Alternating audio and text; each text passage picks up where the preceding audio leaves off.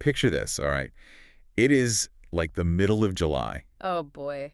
The worst time for an AC to break. Exactly. You are in the absolute dead heat of summer. The sun is just beating down on your roof, literally baking the shingles.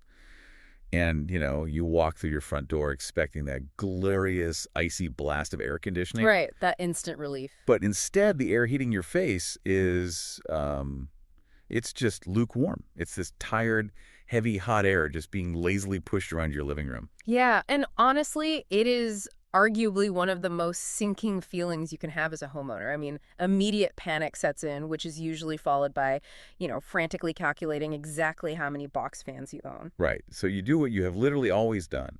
You pull out your phone, you call up your local heating and air company, and you just assume, hey, it's probably just a little low on Freon. Yeah, the classic diagnosis. Exactly. Yeah. Think they'll send a technician out, he'll top it off for like $150, and you will be back in your comfortable icy oasis by dinner time. And to be fair, that expected homeowner playbook, that has been the standard operating procedure for decades. I mean, you call, they hook up a little hose, fill it up, and you pay a small fee. But entering 2026, that mental model is a complete trap. Those days of the quick, cheap top-off, they are completely over. Entirely gone. Yeah, so if you are going into this summer with the expectation of just a quick refrigerant refill, you are in for a very rude and, frankly, potentially very expensive awakening. Because the regulatory landscape, and honestly the underlying economics of it all, they have fundamentally changed beneath our feet. Right. And so today's deep dive is all about pulling back the curtain on exactly why your air conditioning service call has completely transformed. We've got a really fascinating stack of sources to guide us today. We do. Lots of heavy reading for this one. For sure. We are looking at a comprehensive breakdown of the October 2024 EPA regulations, specifically under the AIM Act. That's the American Innovation and Manufacturing Act. Right. And we're specifically exploring their emissions reduction and reclamation framework. But to keep this grounded in reality, so we aren't just reading government jargon, we are pairing those federal documents with ground-level insights from Dave Hartzell. Yeah, Dave's great. He really is. He's a master HVAC veteran with 45 years on the tools, operating out of Kingfisher, Oklahoma. And, someone with 45 years in the field, they've watched the rules around refrigerants tighten up multiple times. So he brings a very practical, call it like it is perspective to how these federal changes actually play out in your actual backyard. Exactly. So the mission of this deep dive is simple, really. It's to equip you with the knowledge you need to navigate these new rules, avoid getting tangled up in federal violations, and ultimately protect your wallet when that AC van pulls into your driveway. Okay, let's unpack this. Sounds good. Let's get into it. Before we get to the whole price shock thing, we have to look at the core catalyst here. Why did the federal government suddenly step in and pass the AIM Act to regulate residential air conditioners in the first place? Well, for that, we have to look at what is actually inside those copper pipes. Right. For the last couple of decades, the standard refrigerant used in most home systems has been this chemical blend called R410A. And it is incredibly efficient at moving heat. It does a great job. But it belongs to a class of chemicals called hydrofluorocarbons, or HFCs. Which, as we've learned, are notoriously potent greenhouse gases. Beyond potent. To put it in terms we can easily visualize, R410A has a global warming potential that is literally thousands of times higher than carbon dioxide. Thousands? Yes. If your home AC system leaks just 1 single pound of R410A into the atmosphere, it traps the equivalent amount of heat as burning roughly 2,000 pounds of coal.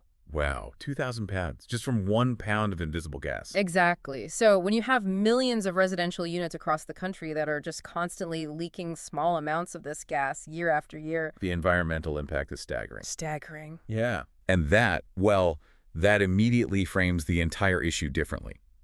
The EPA isn't just trying to make home maintenance difficult for fun. Yeah. They're looking at millions of leaky AC systems as the equivalent of thousands of coal fires. Exactly. And that brings us to the new legal threshold that effectively kills the old top-off model. Right. So break that down for us. What is the actual rule now? Under the new framework, the EPA established a strict 10% leak rate rule for residential split systems. So that's the standard outdoor condenser and indoor coil setup that most people have. Okay. If your system leaks more than 10% of its total refrigerant capacity over the course of a year, the technician is legally barred from simply refilling it. Period. period. They must locate the leak and repair it, or they have to officially document exactly why a repair is impossible. Okay, let's put some real math to this so we can picture it. If I have a standard home AC system, let's say it holds 6 pounds of refrigerant to run properly. Pretty typical size, yeah. 10% of that is barely over half a pound. That is like the volume of water you might find in a standard coffee mug. Right. It's a tiny amount. So if my entire central air system loses a coffee mug's worth of invisible gas over 12 whole months, my technician is legally blocked from just topping it off. Yes, they are forced to become a diagnostician rather than just a gas station attendant. I mean, treating a closed, highly pressurized loop like it's a gas tank that occasionally needs a refill, that is a massive violation of the new regulations. It makes me think of a punctured car tire, honestly. Oh, that's a good comparison. Yeah, imagine waking up to find your front tire practically flat because there's a nail in the tread. Instead of taking it to a shop to have the hole patched, you buy a portable air compressor and spend 10 minutes every single morning pumping the tire back up before you drive to work. Right. I mean, you are technically getting to work, sure. But you are deliberately ignoring the structural failure. And the old top-off model actually rewarded that kind of lazy contracting. Homeowners loved it because it felt cheap in the short term, you know. Oh, for sure. $150 hurts a lot less than $1,000. Exactly. And contractors loved it because it guaranteed recurring revenue for doing almost zero diagnostic work. They kept the homeowner addicted to these seasonal visits. What's fascinating here is the hidden cascading failure of that old method. Wait, what do you mean by cascading failure? Well, the hidden cost of that lazy approach is a devastating failure for the equipment itself. Walk us through those dominoes. Like, what happens mechanically when a system is just constantly topped off and left to run half empty? So an air conditioning system is engineered to run with a very specific calculated volume of refrigerant. That chemical isn't just responsible for cooling the air blowing into your house. Okay. As it cycles back out to the exterior unit, the cold gas physically cools the compressor motor itself. So when a system is chronically undercharged because of a slow leak, that compressor motor is starving for its cooling mechanism. Oh, wow. So it's essentially running a car engine without enough motor oil. Pretty much. The friction and the heat just skyrocket. The compressor starts working twice as hard, running these super long cycles just to try and drop the temperature inside the house. Which obviously uses way more power. Exactly. So the first domino to fall is your monthly utility bill, which quietly doubles because the system just never shuts off. Yikes. And then the second domino is the fatal one. The internal components of that starved, overheated compressor eventually fuse together and fail entirely. Oh, man. Yeah. So the homeowner who thought they were saving money by paying $150 a year for quote-unquote cheap top-offs, they suddenly find themselves staring at a $3,500 bill for a completely ruined compressor. Wow. The new 10% rule essentially forces an honest, upfront conversation to stop that exact cycle from happening. Right. And since we were hitting on the upfront conversation, we naturally have to address the sticker shock homeowners are facing right now. Because if the technician does find a leak and has to repair it, replacing the lost refrigerant has become astronomically expensive. The numbers from Dave Hartzell's real-world pricing are really stark. I mean, let's look at that standard R410A we mentioned earlier. Okay. Just a few years ago, distributors were selling that to contractors for about $30 to $40 a pound. But entering 2026, because of the manufacturing limits imposed by the AIM Act, that same R410A is well over $100 a pound in most markets. And if you have an older system running on R22, the Yeah. famous old Freon, the situation is much, much more severe. Oh, yeah, it's a completely different ballgame. Right, because if a system was installed before 2010, it likely runs on R22. And the manufacturing of new R22 in the United States completely ended in 2020. Right. The only supply left in existence is reclaimed R22. And because it's a scarce, finite resource, the basic laws of supply and demand have taken full effect. The price for R22 is now pushing north of $200 a pound. Okay, I have to put myself in the shoes of a skeptical homeowner here and push back on this a bit. Sure, go for it. If my system is 15 years old and springs a leak, Dave Hartzell's numbers suggest finding and repairing the physical leak might cost anywhere from $600 to $1,200 in labor and parts. That's pretty standard, yeah. Then I have to replace maybe 4 pounds of R22 at $200 a pound. That is another $800 just for the gas. Exactly. So I am staring down a $2,000 repair bill on an appliance that is already a decade and a half old. Aren't these EPA rules essentially just a backdoor mandate forcing homeowners to abandon perfectly good, albeit slightly leaky, old systems and buy entirely brand new ones? It's a fair question. The EPA hasn't outright banned you from repairing an old system, but the economic reality they've engineered definitely forces a very hard financial decision. I'll say. Hitting a $2,000 repair bill on a 15-year-old unit makes the math incredibly difficult to justify. You really have to look at the total cost of ownership over time. So how does that math break down when comparing the dinosaur unit to a modern replacement? Well, an old R22 system is likely what the industry classifies as a C or 10 unit. SEER stands for Seasonal Energy Efficiency Ratio. Think of an old C or 10 system, like a car with only one gear. It is either completely off or the compressor is running at maximum 100% capacity. Oh, so just pulling a massive surge of electricity to blast cold air. Exactly. Guzzling power every time it kicks on. Right. Now contrast that with a modern CR2X system. These new units utilize variable speed compressors and vastly larger condenser coils. So instead of blasting on and off, a variable speed compressor can ramp down to operate at like 30 or 40% capacity. Oh, that's smart. It gently cruises. It's just sipping electricity to maintain the temperature rather than surging. The drop in your monthly electric bill is drastic. And what about the refrigerant in those new systems? Is that going to cost me $100 a pound too? Actually, no. The newest systems use a refrigerant called R454 because the chemical manufacturers are heavily producing it to support all the new units rolling off the assembly lines. The supply is plentiful. Yeah, so it's making it substantially cheaper than the older R410A right now. Yeah. When a contractor lays out the math, a $2,000 Band-Aid on a high electric bill dinosaur versus financing a hyper-efficient modern system with cheaper maintenance cost replacement simply becomes the logical financial call. Right, that makes total sense. But that raises a huge question about the transition period we are in right now. What do you mean? Well, if R410A isn't totally phased out yet like the old R22 is, why is it already over $100 a pound? Why is it so incredibly expensive and hard to find if millions of homes are still actively using it? Okay. The answer lies in the EPA's mandatory reclamation supply chain. The AIM Act doesn't just limit the production of new chemicals, it demands an incredibly rigorous, tightly controlled life cycle for existing gases. Okay, how so? When a technician services your R410A system or removes an old unit from your backyard, they cannot just vent the gas into the air. They are required to recover every single ounce into specialized, heavily tested recovery cylinders. But how does the EPA actually enforce that? Do they just take the technician's word for it? Not at all. It requires a strict chain of custody. Technicians log the recovery cylinders. They often use barcode tracking to document the exact weight of the gas recovered. Wow, barcodes for gas. Yeah. They take it back to their shop and ship it to a federally certified reclaimer facility. These massive facilities take the used, potentially contaminated refrigerant, strip out the oils and moisture, and chemically process it back to virgin spec, meaning it meets the original pure manufacturing standard. And Then they resell it back to distributors. Here's where it gets really interesting to me. It sounds remarkably like the old school glass milk bottle delivery model. Oh, yeah, that's exactly what it is. You buy the milk, drink it, leave the empty glass bottle on the porch.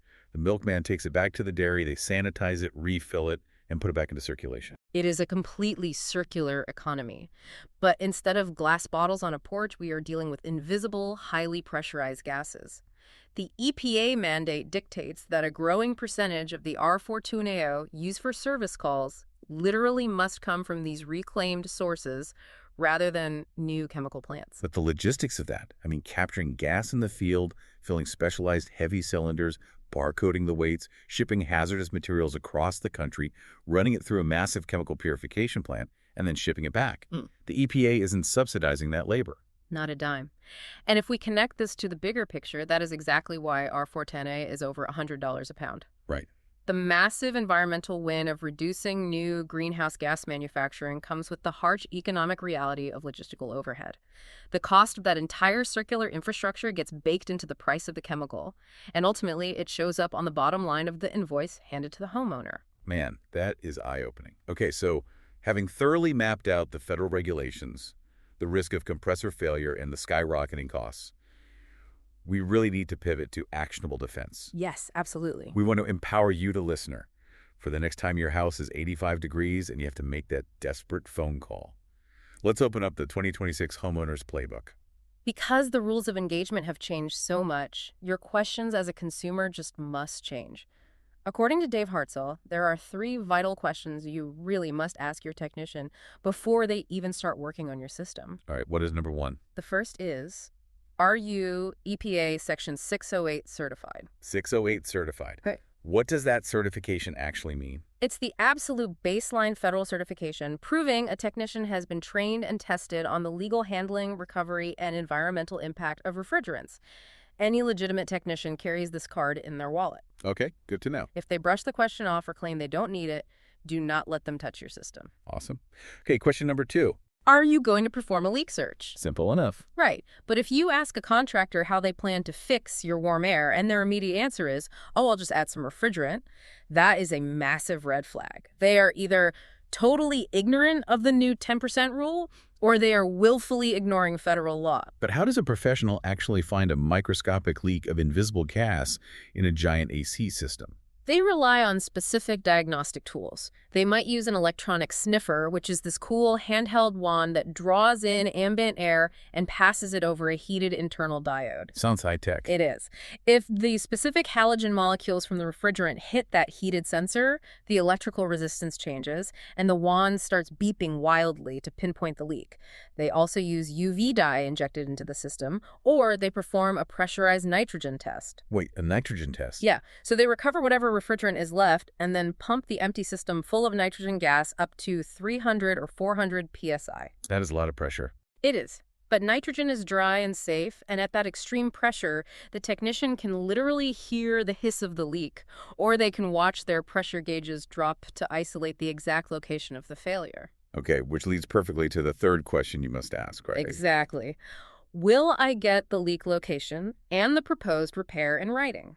A true professional will point to the exact spot on a copper coil or a failed weld, tell you exactly what it costs to braze it or replace the component, and hand you a written diagnosis.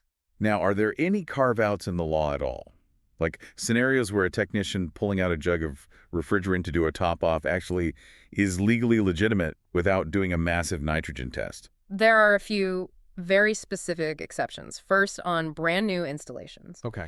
When a new system is put in, the factory pre-charges the outdoor unit, but they don't know exactly how long the copper lines running through your specific house will be.